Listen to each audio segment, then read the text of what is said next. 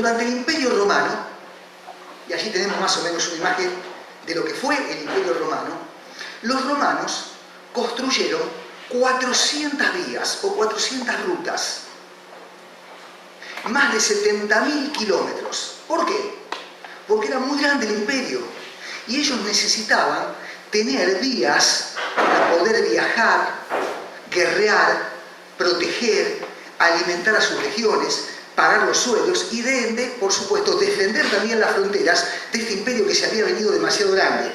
Si ustedes prestan atención, allí tenemos en el norte, donde llega el Imperio Romano, hasta los límites de los bosques de Germania, de Alemania, y de allí hasta el Cáucaso, que es esa tierra montañosa que está entre el Mar Negro y el Mar de Caspio.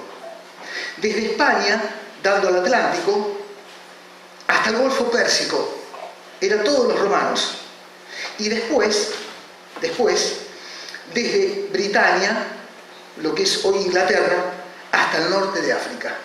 O sea, era un territorio enorme y que debía ser de alguna manera protegido y custodiado. Bueno, nada mejor que para eso que, bueno, las rutas.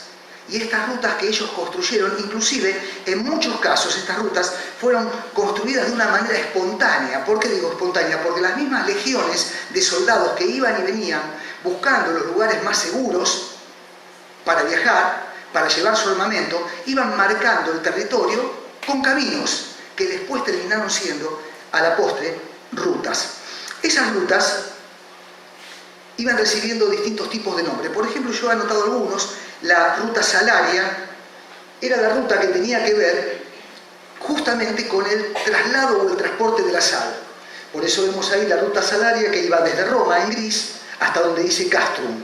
Del mar traían la sal necesaria para el consumo en la capital del reino y que de allí salía a todas las provincias romanas.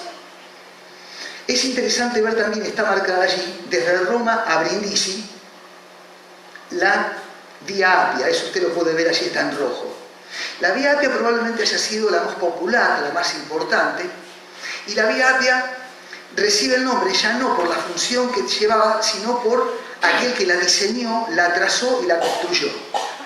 Un tal Claudio Apio, apodado el Ciego, fue el que diseñó la Vía Apia que iba desde Roma hasta Brindisi. Que llegue hasta Brindisi era muy importante, porque Brindisi, allá en el extremo, como en el taquito de la bota, era el último puerto, y de allí, con un viaje relativamente corto, podían saltar a otro territorio.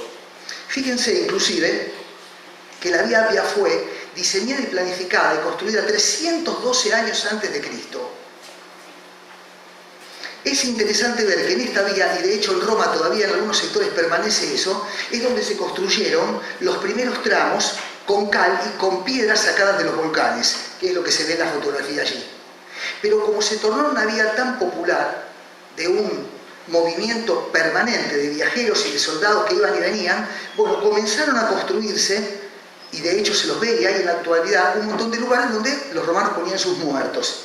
Pequeños cementerios eran construidos allí a la vera del camino de la Vía Apia. De hecho, hay algunos lugares inclusive que fueron utilizadas por los cristianos.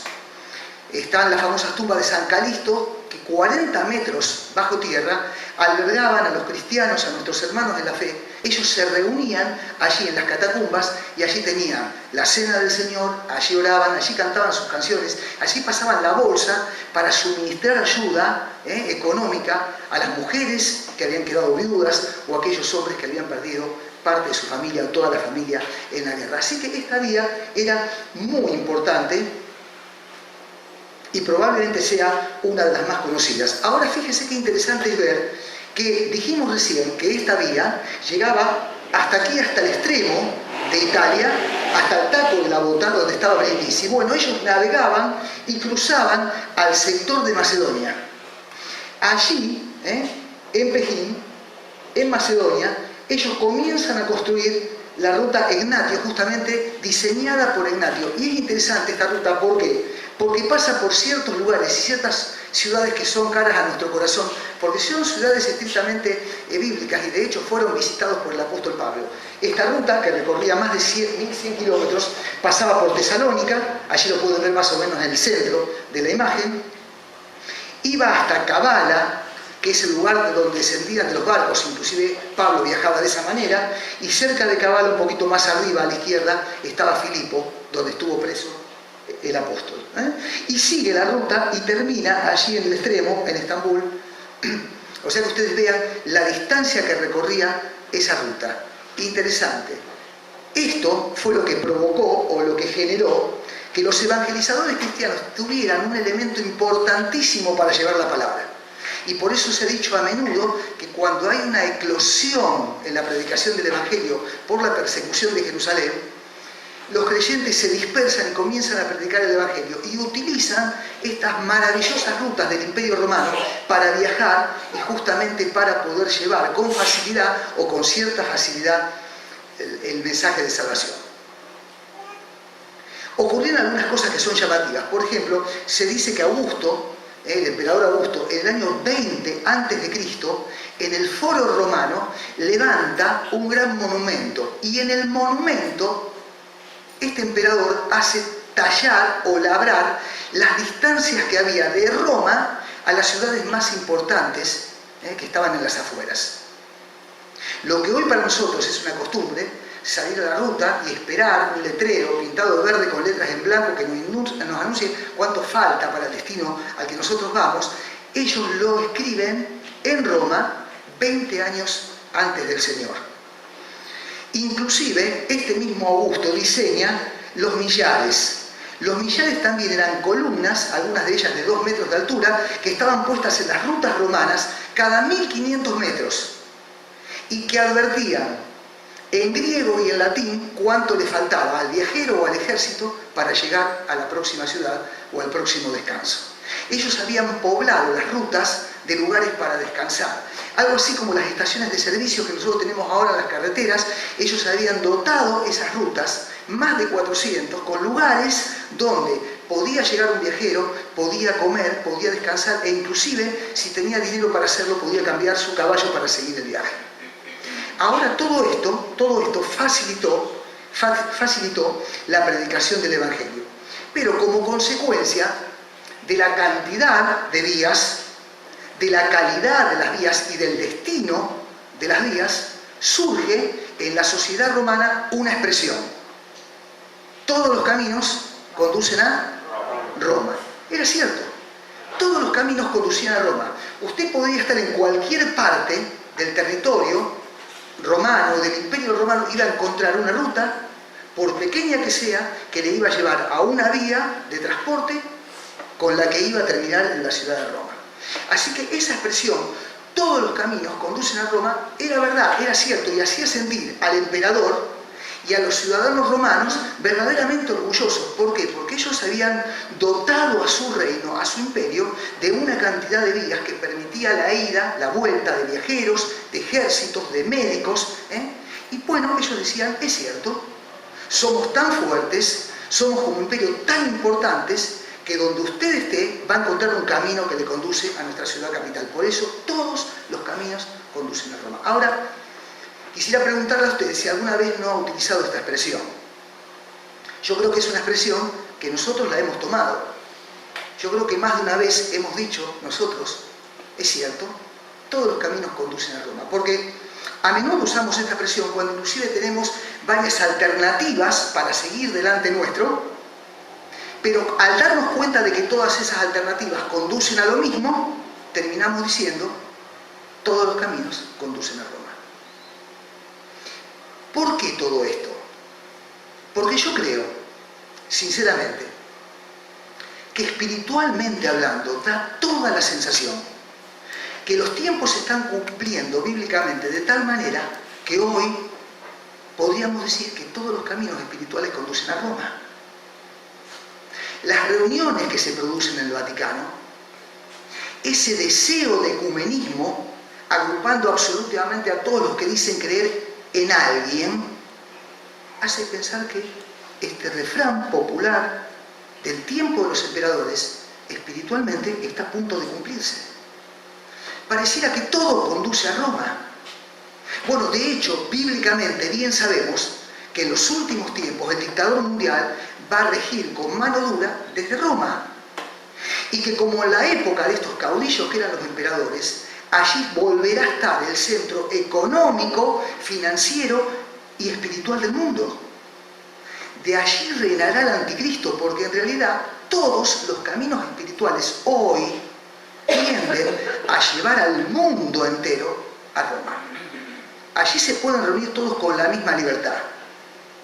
Católicos romanos, evangélicos, hindúes, etcétera, etcétera, etcétera. Y bajo la mirada que no se apercibe de las cosas bíblicas, bajo la mirada de un mundo humanista que intenta de que seamos todos iguales y lograr de algún modo la paz, parece que esto fuera algo bueno. Pero bien sabemos nosotros que no está bien y que no es lo que corresponde. Porque la idea que tuvieron los reformadores, que inclusive les llevó a dar la vida a muchos de ellos, era romper con costumbres de doctrina que habían alejado al hombre y a la mujer del verdadero Dios. Por eso es triste pensar que todos los caminos conducen a Roma. Nosotros debiéramos tratar de evitar que nuestros caminos espirituales nos llevasen a Roma. Nosotros debiéramos abrir los ojos para notar y descubrir qué cosas pueden influenciar en nuestra vida para que sin darnos cuenta, espiritualmente hablando, como hombre de Dios, como mujer de Dios, como iglesia, volvamos a caminar de nuevo los pasos que nos conducen a Roma, la capital del error, la capital de la mentira espiritual en la antigüedad. Tenemos que tener cuidado, hermanos, porque podemos caminar caminos que nos lleven a Roma, en primer lugar, porque en aquella época había un marcado desprecio y desobediencia a las Escrituras. Esto era lo que ocurría. Durante 1000 años la Escritura fue despreciada y desobedecida. Y justamente la despreciaron y la desobedecieron aquellos que debieron amarla, cuidarla, obedecerla y enseñarla. Ellos debieron justamente predicar las verdades fundamentales, pero negligentemente evitaron que muchos pueblos llegaran a la verdad del Evangelio. La Iglesia en aquel entonces manipuló las enseñanzas bíblicas y metió, torciendo la palabra de Dios, enseñanzas humanas. Y la Iglesia permitió que mandamientos de hombres ocupasen el lugar que eran estrictamente bíblicos y de la voluntad de Dios. Debido a esto, tristemente, muchos partieron de este mundo, murieron en este mundo, sin conocer que Cristo había muerto en la cruz por ellos. Y ellos pensaron, habiendo vivido a oscuras, que estaban salvados. Aunque no conocieron el amor de Dios, confiaron en rituales, en ritos y en costumbres paganas, enseñadas por los religiosos de aquella época. Costumbres paganas que en la Iglesia Apostólica Romana perduran hasta el día de hoy. Pero una de las mayores bendiciones de la Reforma fue justamente el amor a la palabra, el amor a las Escrituras. Con la Reforma, la Biblia llegó al pueblo, a los hombres, a los padres de familia, a los jóvenes. De a poco fueron todos teniendo acceso a la palabra de Dios. Y ya la lectura de la Biblia no fue reservada para algunos pocos que inclusive, pudiendo leerla, no la leían. Hermanos, muchísimos dieron su vida por la Biblia. Muchísimos perdieron su familia por la Biblia. Muchísimos entregaron todo por la Biblia. Y como consecuencia de esto, el mundo salió de un letargo espiritual que transformó vidas para vivir en este mundo, pero cambió el destino eterno de los corazones, de la muerte a la salvación eterna. Hoy, mirando un poco las iglesias atentamente, da toda la sensación, justamente que estamos dando algunos pasitos para volver a Roma. Me parece por momentos a mí que el desprecio y la desobediencia a las Escrituras nos ha ganado. empleamos un montón de tiempo en nuestra vida personal, muchísimo tiempo. No estamos a menudo dispuestos a quitarle tiempo a nada de lo que es nuestro. Pero los hogares cristianos no se lee la Biblia. En los hogares cristianos no se ama la Biblia. En los hogares cristianos se la trata de una manera, la Escritura, que da toda la sensación que somos como aquellos. En cierto modo, aunque sabemos de su valor y de su importancia, la despreciamos. Inclusive da toda la sensación que hemos dejado el estudio de la Biblia justamente para el clero romano, para que sea uno quien la estudia y la cuente los domingos a la tarde, y entonces el resto, sentado desde el banco, presta atención a lo que éste le dice, sea bueno o sea malo, con otro agravante, que al no leerla en casa tampoco podemos estar del todo seguros si aquello que se nos está enseñando es útil, es verdadero o es falso. Además, inclusive, evitar el conocimiento de la palabra de Dios y de su voluntad para nuestra vida nos frena en el desarrollo espiritual. Y a menudo uno ve congregaciones que tienen muchos años de vida, pero sin embargo, espiritualmente lucen raquíticas. ¿Por qué? Porque la iglesia, llena de personas, con muchas actividades, ha dado algunos pasitos en el camino que lleva a Roma y ha vuelto negligentemente a despreciar y desobedecer a la palabra de Dios. ¿Por qué? Si la Biblia, sabemos, es viva y eficaz, cortante, mucho más que espada de dos filos, ¿por qué despreciarla? Si cuando el Señor está orando al Padre por Él, por los discípulos y por los que habríamos de creer, el Señor le pide a su Padre: Padre, santifícalos en tu verdad, tu palabra es verdad. ¿Por qué somos capaces de despreciarla si hemos aprendido de chiquititos que lámpara es a mis pies tu palabra y lumbrera mi camino? ¿Cómo hemos cometido la locura de despreciar la palabra y desobedecerla? Si el profeta dice: ¿no es mi palabra como fuego, como martillo que quebranta la piedra? Si es lluvia y rocío para el alma, ¿qué está sucediendo en las iglesias? Me temo que estamos caminando hacia Roma de nuevo. Estamos dando pasitos, casi sin darnos cuenta, que intentan llevarnos de nuevo a Roma. Lo que fue la gloria de la Reforma se está perdiendo entre nosotros. Es una pena que no sea esa nuestra experiencia. Que si hemos vuelto a caminar hacia Roma olvidando nuestro amor hacia la palabra de Dios, hagamos un alto en la vía, en el camino, y al ver lo que debiera significar la Biblia para cada uno de nosotros en nuestras vidas, digamos: conmigo no. Ahora fíjense, ¿no? Cuidado, podemos caminar caminos que nos lleven a Roma, porque está en el medio el tema que es vital, la tradición. ¿Cuántos desvelos le causó a aquellos preciosos hombres de Dios luchar contra la tradición? Dieron su vida, fueron tomados, atados en un palo y quemados en el fuego, perseguidos y perdieron todo.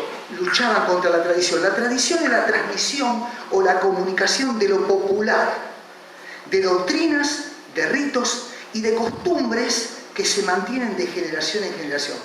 Eso no es cristianismo. Eso no es seguir a Cristo.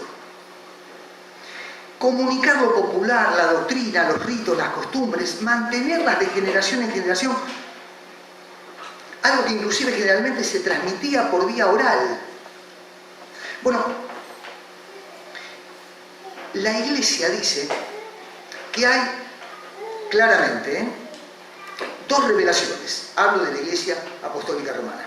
Una revelación, que es la que encontramos en la Biblia, que podemos ver, leer, cotejar, estudiar, y una segunda tradición, la que es tradición de hombres.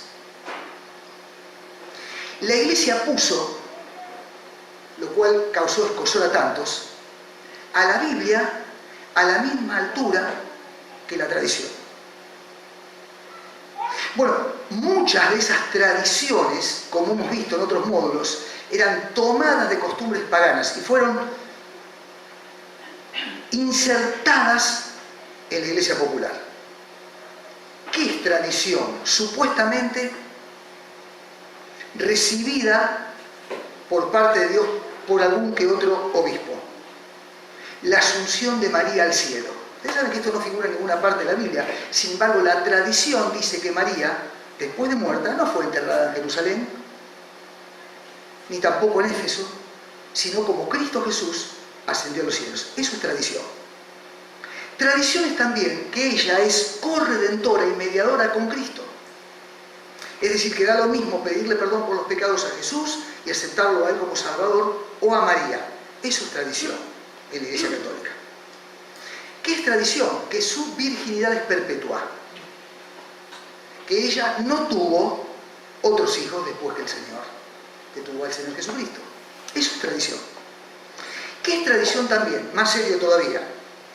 Que Dios ha establecido un castigo temporal para los hombres y para las mujeres que puede ser flanqueado o pagado de distintas maneras.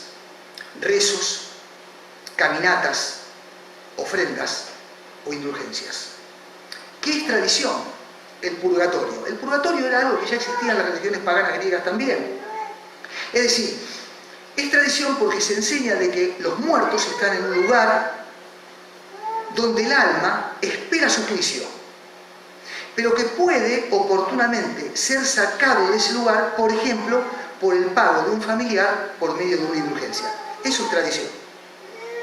También es tradición repetidamente orar para lograr un objetivo o una gracia de parte de Dios, y también es tradición la misa por los difuntos.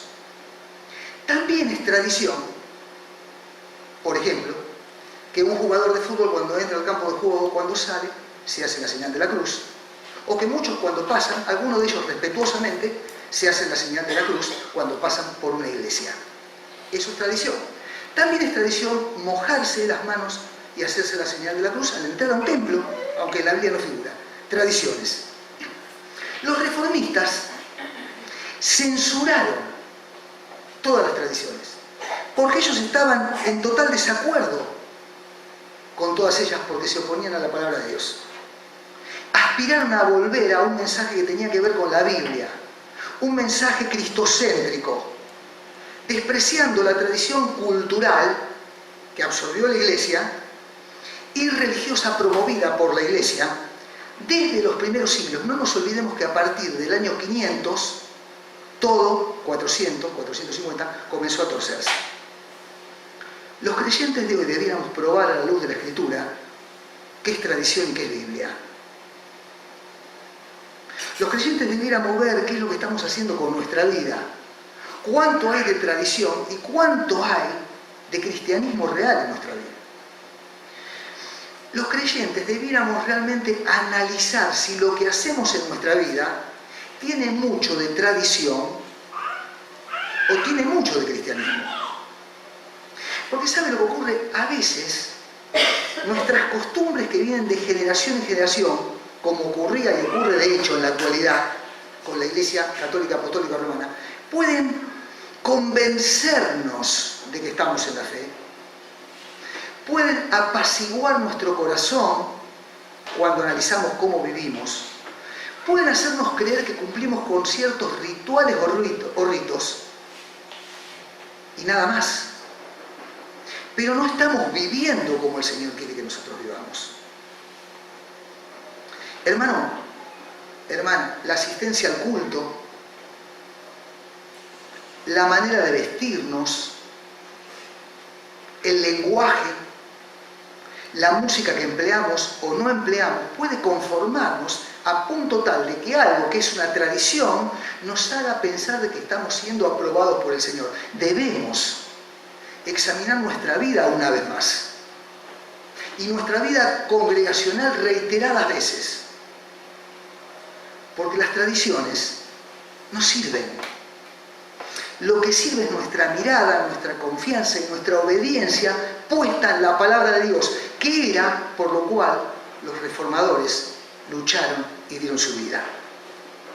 Miren que nadie os engañe por medio de filosofías y huecas sutilezas, según, ¿qué dice? Tradiciones de los hombres. Ya las sabía. Algunos que habían creído en el Señor eran tratados de ser llevados a tradiciones hebreas, pero en Cristo todo es nuevo, todo es distinto. No servían aquellas tradiciones para los recién convertidos del judaísmo y tampoco tienen fuerza las tradiciones en la actualidad. Fíjese, sabiendo que fuiste rescatados de vuestra vana manera de vivir. La vana manera de vivir era una manera de vivir cultural y religiosa hueca, de adoración a los astros, de costumbres paganas, de ritos, de rezos, de oración a los muertos, de buscar intermediarios. Esa era la vana manera de vivir que tenían los destinatarios de la carta a los que le escribe Pedro. Rescatados no con cosas corruptibles como el oro y la plata, sino con la sangre preciosa de Cristo, como de un cordero sin mancha y sin contaminación. Y el profeta dice algo tremendo para el pueblo, porque las costumbres de los pueblos son vanidad. La iglesia hoy sigue experimentando tantas costumbres que alejan de Dios. Rituales, caminatas, santos a los cuales se reza, se ora, se les pide, culto a los ángeles, son costumbres, son solamente tradiciones en las cuales no hay perdón, salvación, ni vida eterna. Examinemos nuestra vida para ver cómo andamos cada uno de nosotros en este sentido. Pero cuidado, mucho cuidado. Podemos caminar caminos que nos lleven a Roma y el punto es el clero sacerdotal. Este punto es interesante. El clero sacerdotal. Dijimos, creo que en el segundo módulo, que los emperadores tenían un título que era pontífice máximo. ¿Qué significaba ser pontífice máximo? En las religiones paganas significaba que el emperador, un dios para la cultura romana, era el único capacitado de entrar a la presencia de los dioses y transmitir el mensaje de los dioses al pueblo. Es decir, el emperador era más que el rey, era más que el que gobernaba todas las cosas. Era aquel que era un representante de Dios o de los dioses en la tierra. Por eso su vestimenta. Por eso también su corona. Era como un diosito delante del común del pueblo. Cuando la iglesia se une con el emperador, a partir de Constantino, el emperador le da al obispo de Roma el nombre que él tenía. ¿Cuál era el nombre? ¿Cómo? Sumo pontífice. Es decir, el emperador era el único puente entre los dioses y la gente. El sacerdote en Roma, el obispo, los curas en los pueblos, eran el sumo pontífice, el puente entre Dios y los hombres. La Biblia nos enseña sobre la importancia de la oración.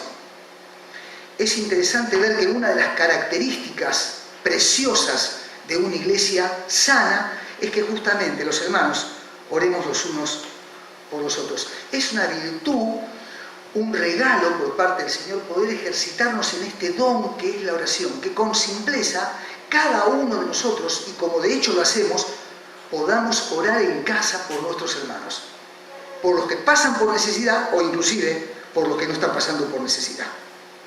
Perfecto. En aquel entonces, el sumo pontífice era quien oraba por el pueblo, quien recibía de Dios la instrucción, por eso la mentira de la doctrina, no bíblica sino de hombre, y la transmitía al pueblo. Queridos hermanos,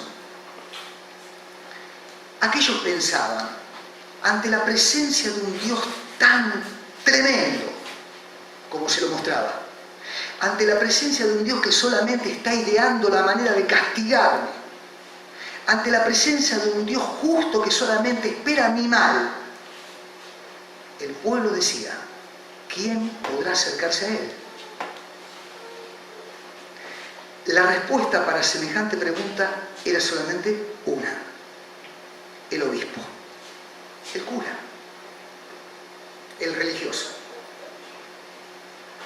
¿Por qué digo esto? Porque hoy da toda la sensación que hemos vuelto en nuestros pasos a caminar hacia Roma. Pareciera que ya estamos abordando la vía Apia, viendo los preciosos paisajes que se levantaban al costado, algún otro puesto de descanso mezclado con alguna tumba, y ya vemos la ciudad iluminada, resplandeciente y gloriosa. Da toda la sensación que nuestros pasos nos están llevando hasta allá. ¿Por qué? Porque aún en las iglesias evangélicas da toda la sensación que ha vuelto a haber un clero sacerdotal. Mire, en las iglesias ha vuelto a haber algo que la Biblia no enseña: una jerarquía espiritual, y muy marcada. Inclusive algunos nombres o títulos que se le daba a ciertos líderes pareciera que hoy no bastan, y han sido reemplazados por otros que aparentemente lucen más importantes, o que le atribuyen poderes espirituales más serios. Todo creyente es amado por el Padre. Todo creyente ha sido perdonado por el Hijo.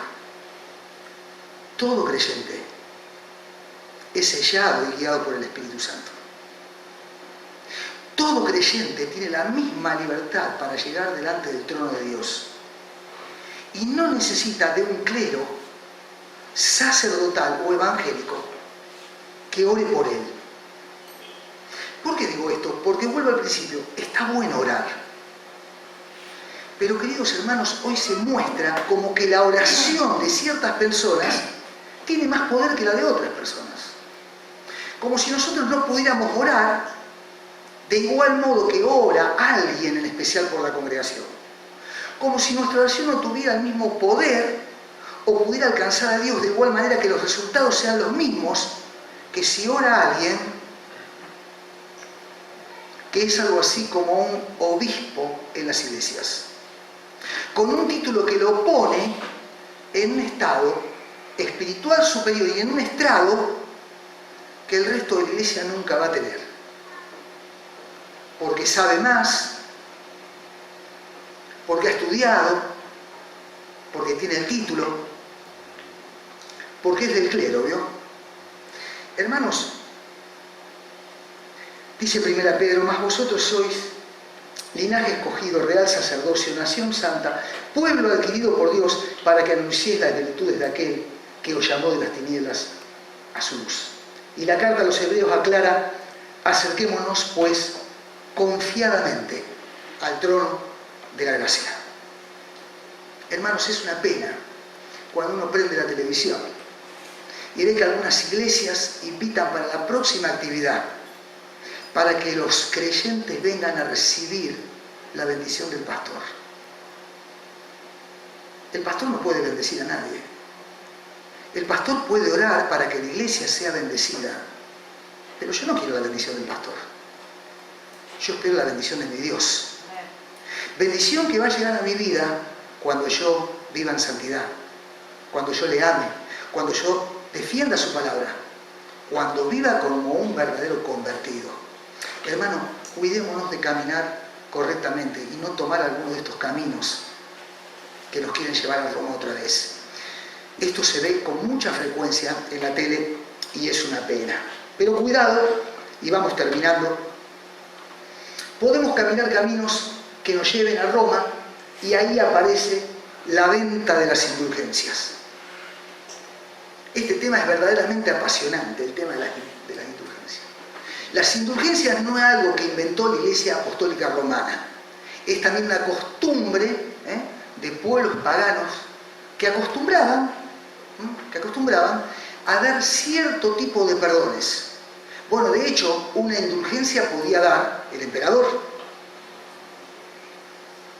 El emperador podía indultar a un habitante del imperio que sea justamente una persona de estirpe romana o que haya adoptado la nacionalidad romana. Cuando Pablo viaja de Cesarea de Filipos a Roma, va como una persona romana, sabe que va a tener que presentarse a dar cuentas de su predicación y seguramente por su corazón habrá pasado esa idea de que existía la posibilidad de que, no siendo tan grave su pena, sea indultado. Ahora bien, uno de los puntos más importantes de la Reforma fue justamente lo que provoca la Reforma, lo que lleva a Lutero a que analice y escriba algo así como 95 tesis y las ponga en un pergamino y vaya con su martillo y sus clavos y allí en la puerta de la iglesia de Wittenberg las clave. Lo que a él realmente le terminó por colmar la paciencia, permítanme la expresión, es justamente el tema de las indulgencias, porque Lutero predicaba el arrepentimiento, pero venían los fieles de su iglesia con un certificado firmado por el sacerdote de Roma o por el Papa que decía: tus pecados han sido perdonados y tenés 400 años menos en el purgatorio. Así que, ¿qué sentido tenía aquel predicar el arrepentimiento si los indultos del obispo libraban a la comunidad cristiana de todo tipo de arrepentimiento? Bueno, esto realmente, como decimos comúnmente a nosotros, lo sacó.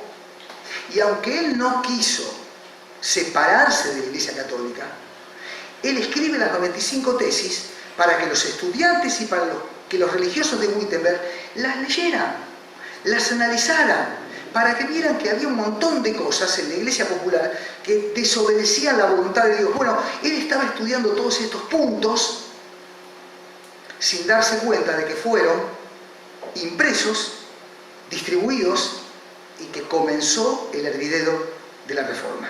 Ahora, cuando uno analiza lo que significa la palabra indultar, significa bondad, benevolencia, gracia, remisión o favor. No, eso es lo que todos queremos de Dios, eso es lo que todos aspiramos de Dios, y eso es lo que la gente quería en aquel entonces por parte de Dios. La gente quería perdón, quería ser indultado, quería bondad, no quería juicio, quería benevolencia, no castigo, quería gracia, no tener que pagar, quería remisión, quería el favor de Dios. Ahora, todas estas cosas podían ser concedidas por cierto tipo de representantes y generalmente bajo ciertas condiciones y con un precio. Viajar a Roma, ver el hueso de algún discípulo,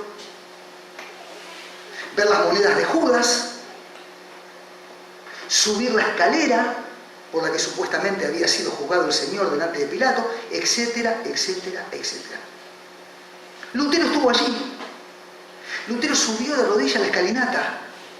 Lutero lamentó que sus padres no estén muertos, porque él se dijo: de haber estado mis padres muertos, yo, ya que estoy en Roma, hubiera pagado por la remisión de sus pecados. Le hubiese ahorrado a mis padres un montón de años en el purgatorio, hasta que miró hacia atrás y, viendo cómo vivían los religiosos de aquel entonces, el honor que se le brindaba a las autoridades espirituales, volvió de Roma a Wittenberg totalmente decepcionado. Y al comenzar a estudiar la Escritura y al leer la carta a los romanos, se dio cuenta que la salvación era por gracia. Ahora, este proceso que le llevó a él para darse cuenta fue un precioso proceso que trajo la luz espiritual al mundo. Ahora, lamentablemente, a mí me parece, no sé si ustedes opinan lo mismo, que hay muchas iglesias protestantes, evangélicas, que en la actualidad han diseñado algunos sistemas, han ideado algunas maneras para que los creyentes puedan comprar el favor de Dios. De hecho, a veces nos visitan personas que piensan que la salvación se pierde. No están seguros de que cuando son sellados por el Espíritu Santo, son de Cristo y nadie los arrebatará de su mano. Entonces buscan la manera de indultar su vida carnal, aunque creyentes, con algunas actitudes. Se sienten insatisfechos porque la iglesia, por una cosa u otra, no los hace sentir seguros, los hace sentir necesariamente hombres y mujeres que siguen precisando ser indultados. No hace mucho tiempo hablaba con un hermano que, habiendo como Lutero descubierto algunas cosas en la Biblia y habiéndose ido a presentar delante del pastor de su iglesia y habiéndole mostrado la palabra, recibió un gran reto por parte del pastor de la iglesia. Y el pastor de la iglesia le dijo: vos no tenés derecho a leer la Biblia. Para leer la Biblia y estudiarla y enseñarla estoy yo, que tengo 3 años de seminario. Cerrá la Biblia y cuando dudes acerca de eso, venís y me preguntás a mí. Y cuidado cómo vivís y en qué manera cumplís con tus compromisos en la congregación. No sea cosa que Dios te borre de su libro de vida eterna. Iglesias protestantes, ¿cuántos pasitos que está dando la iglesia protestante para volver a Roma? ¿Sabe lo que se le dice a los fieles, hermano? Dios va a actuar, pero vos tenés que hacer tu parte. Generalmente esta parte es económica, Generalmente esta parte tiene que ver con ofrendas. Casualmente ocurre así. Aquellas cosas que tenemos que hacer a modo de indulgencia para seguir siendo del Señor, para seguir siendo salvos. Es triste. Hermanos, se obliga a diezmar controlando las finanzas de las familias, provocando tranquilidad si lo hago o intranquilidad si dejé de hacerlo. Indulgencias. Hermano, asistir a los cultos. Asistir a los cultos a riesgo de perder la salvación o la bendición del pastor, no de Dios, si no llego. Hermanos, hacer ayunos religiosamente y cierto tipo de tareas en las iglesias. No se mira si hay dones, si hay talento, si hay ganas por los hermanos. No, hay que hacerlo.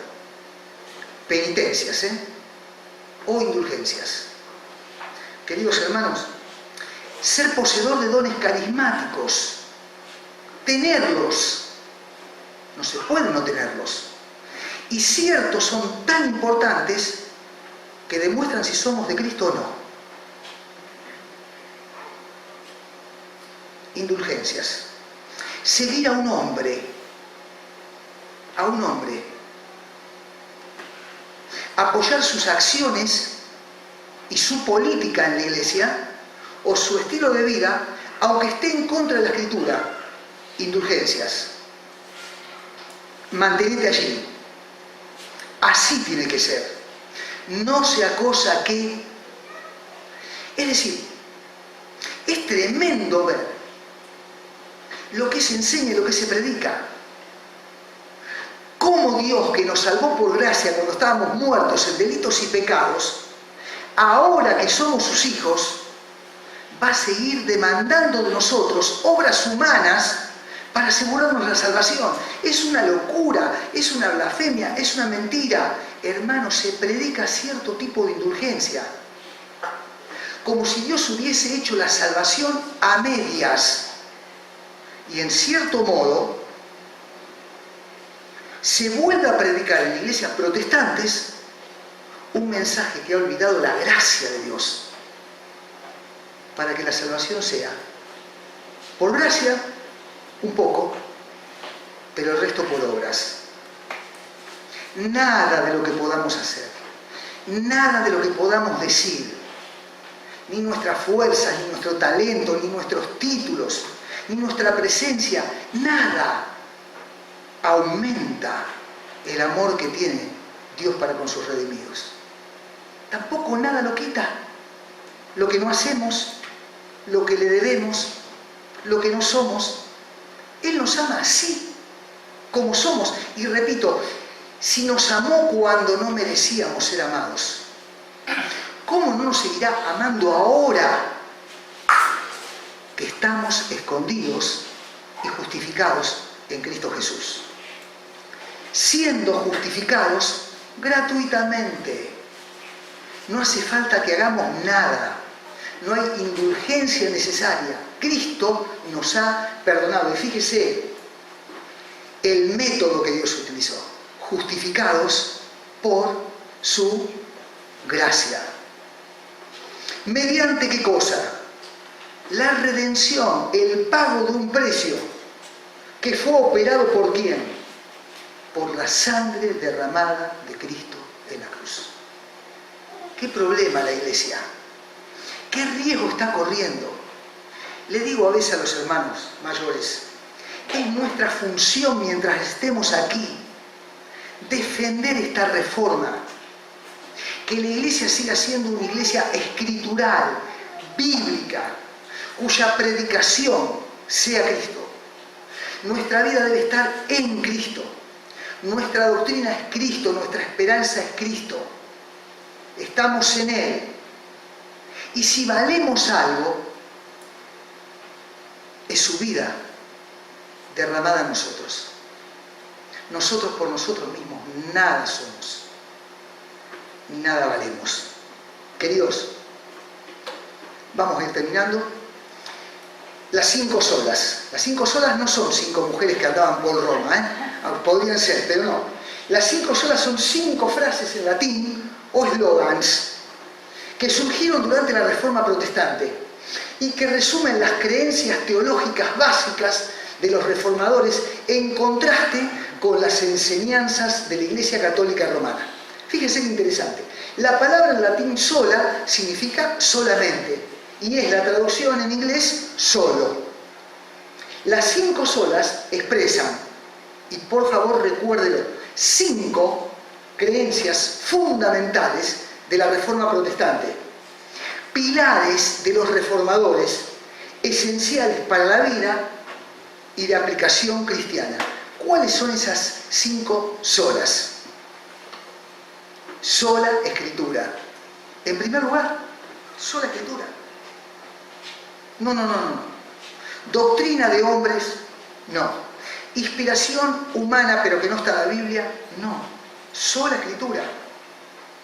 Hermano, una vez a Marcela y a mí nos decía un hermano charlando de ciertos temas, querido, si está en la Biblia, hay que cumplirlo, hay que vivirlo. Si no está en la Biblia, no me lo traigan a mí.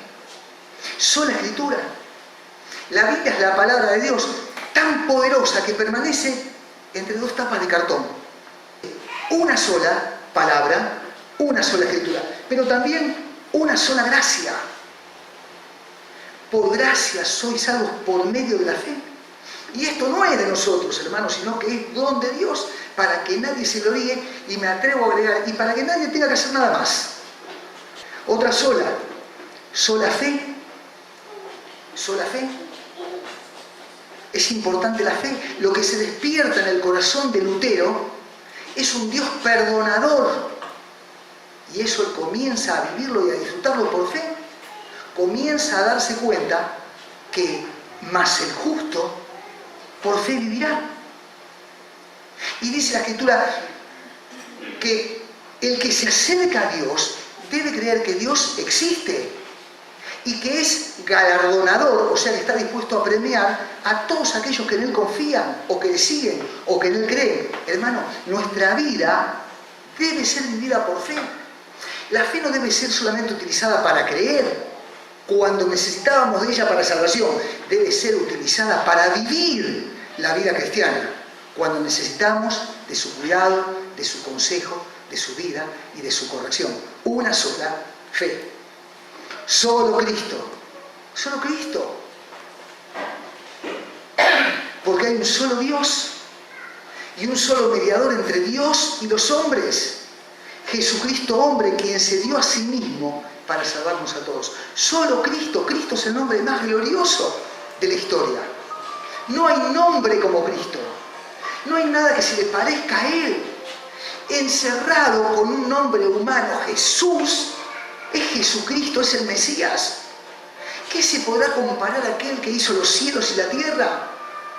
aquel que decidió venir a este mundo para entregarse a morir en la cruz por cada uno de nosotros. ¿Qué se podrá comparar a Cristo, que muere y fue enterrado